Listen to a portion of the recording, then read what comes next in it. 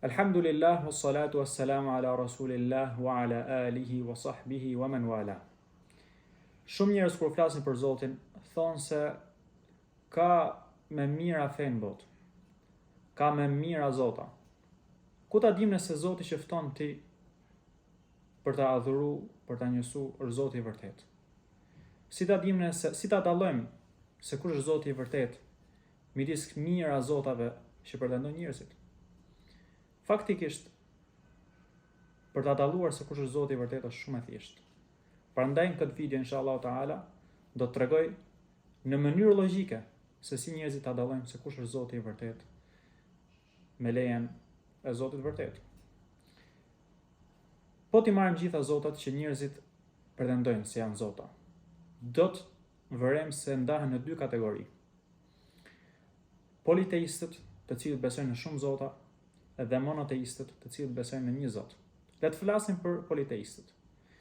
Të besosh në shumë Zota ka një problem logjik shumë thjesht. Të besosh në shumë Zota do të thotë se beson se ka shumë të gjithfuqishëm, ka shumë të gjithdijshëm. Dhe kjo ka një kontradiktë logjike. Si ka mundësi që për shembull dy qenie të jenë të gjithfuqishme, ndërkohë që nuk ka fuqi mbi ato që quajnë Zot tjetër?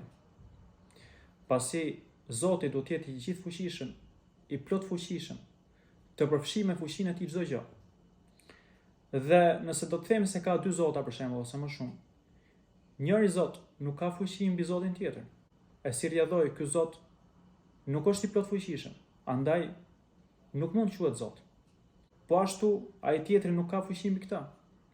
Si mundet që ai të jetë Zot, ndërkohë që nuk mundet të përfshijë me fuqinë e tij këtë Zotin e parë?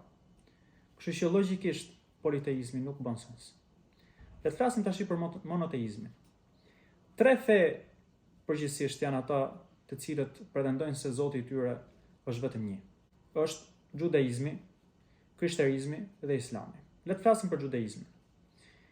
Judaizmi ka disa probleme me konceptin e Zotit. E para është një libër që quhet Two Gods in Heaven, dy Zota në qiell. Dhe ky libër ka shkaktuar shumë diskutim mes vetë xifutëve. A ka shumë Zota apo është vetëm një Zot i vetëm? Pasi po ta vëmë re në dhjatën e vjetër, ka shumë versete të cilat flasin për më shumë se një të fuqishëm. Ka shumë versete të cilat u japin atribute hyjnore krijesave. Prandaj ky libër ka ngjall diskutim mes vetë xifutëve. A ka më shumë se një të plot fuqishëm apo është vetëm një i vetëm? Po edhe sikur të marrim se është vetëm një Zot i vetëm, xifutët i veshin Zotit atribute të mangëta. Thonë se Zoti mërzitet, dëshpërohet. Thonë se Zoti nuk e di të ardhmen, se çfarë ndodh në të ardhmen. E shumë cilësi të cilat një Zot i plot fuqishëm, i gjithdijshëm nuk mund t'i ketë. E si rrjedhoi logjikisht, Zoti i xifutëve nuk bën sens. Nuk mund të jetë Zot. Le të flasim për Zotin e të krishterëve. Zoti i të krishterëve është tre Zota dhe një Zot në të njëjtën kohë.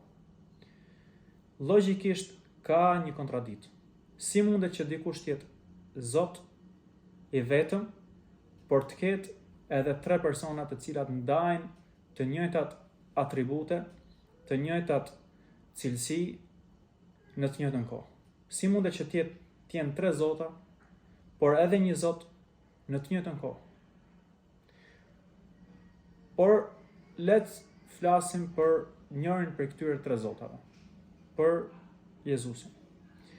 Si ka mundësi që Jezusi të jetë edhe Zot, edhe njeri në të njëjtën kohë? Pasi të krishterët besojnë se Jezusi është 100% Zot, por edhe 100% njeri në të njëjtën kohë. Është si të thuar se kemi një numër 100% çift edhe 100% tek në të njëjtën kohë. Është kontradikt. Nuk bën sens. Si ka mundësi që dikush të jetë edhe Zot, edhe i plot fuqishëm, edhe i gjithdijshëm, por të jetë edhe i limituar në të njëjtën kohë? Mos të ketë fuqi absolute, mos të ketë dituri absolute. Pasi siç e dim, në dhjatën e re ka shumë versete të cilat tregojnë se Jezusi ka qenë i limituar, ka qenë me atribute njerëzore, të cilat janë atribute të cilat nuk mund t'i ketë një Zot, i gjithë fuqishëm, i gjithë dijshëm e kështu me radhë. Prandaj, logjikisht, edhe krishterizmi ka defekte në konceptin e Zotit. Le të shohim tashmë Zotin të cilin besojnë muslimanët. Muslimanët besojnë se është një Zot i vetëm. Nuk ka shok. Nuk ka të përngjashëm me të.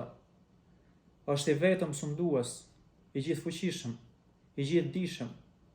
Nuk ka atribute të mangëta. Atributet e Zotit dhe emrat e Tij janë perfekte, janë të plota, nuk kanë mangësi. A është ky Zot i barabartë me zotat e tjerë dhe konceptet e tjera të Zotit? Apo është ky Zot meritor për të adhuruar? A është ky Zot që besojnë muslimanët si Zot të vërtet, një të vetëm pa shok, i cili nuk meriton të adhurohet asgjë tjetër përveç Tij?